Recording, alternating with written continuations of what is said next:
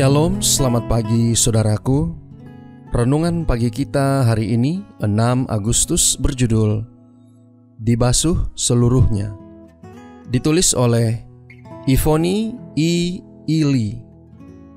Ayat intinya diambil dari 1 Korintus 6 ayat 11. Demikian firman Tuhan. Dan beberapa orang di antara kamu demikianlah dahulu, tetapi kamu telah memberi dirimu disucikan, kamu telah dikuduskan, kamu telah dibenarkan dalam nama Tuhan Yesus Kristus dan dalam roh Allah kita. Bersama saya, Pendeta Andre Daembani. Mari kita dengarkan penjelasannya.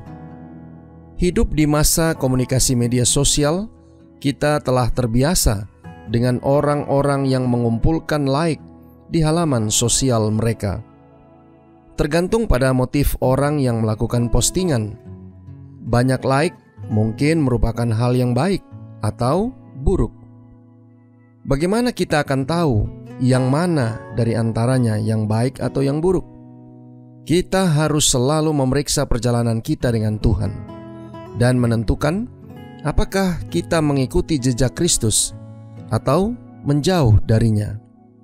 Bahkan di zaman Alkitabiah, orang-orang Kristen mengumpulkan like.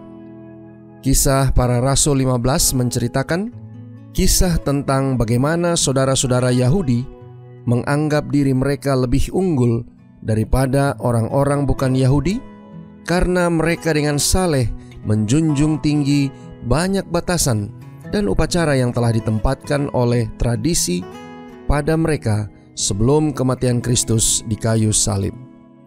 Sekarang, ketika orang-orang bukan Yahudi menerima Kristus setelah kematiannya, mereka tidak perlu memelihara hukum-hukum upacara lagi. Allah menerima pengorbanan anaknya untuk dosa-dosa kita. Kristus menghargai hubungan yang setia dan sejati dengan anak-anaknya. Dia menerima orang-orang kudus yang setia hari ini seperti yang Dia lakukan bertahun-tahun yang lalu. Kita semua gagal dan telah berdosa dengan satu atau cara yang lain. Tetapi kita tidak harus menyerah pada godaan untuk menghakimi orang lain.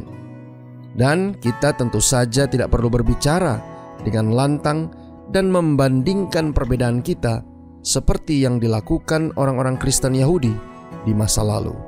Mengapa demikian? Karena itu akan menjadi gosip, dan dalam bergosip kita akan melakukan dosa ganda. Penghakiman adalah hanya milik Allah saja. Ingatlah, semua kebenaran kita seperti kain kotor. Satu-satunya yang cukup murni untuk menghakimi salah satu dari kita adalah Yesus sendiri. Saudara-saudara yang kekasih di dalam Tuhan, di dalam Yesus kita telah dibenarkan. Semua kita masing-masing menyadari bahwa kasih-Nya tidak mengenal batas-batas manusia. Kita menaruh kepercayaan kita kepada Yesus Kristus bahwa kita akan diampuni dan dikuduskan melalui nama-Nya yang kudus. Dengan pengakuan sejati kepada Tuhan dan berpaling dari dosa, bahkan dosa terburuk pun dapat dibersihkan.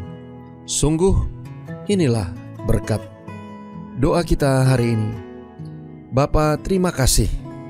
Melalui renungan pagi ini, kami boleh belajar tentang pengampunan-Mu. Terima kasih melalui renungan pagi ini kami diingatkan bahwa pengampunan yang Engkau berikan melebihi pemahaman kami manusia.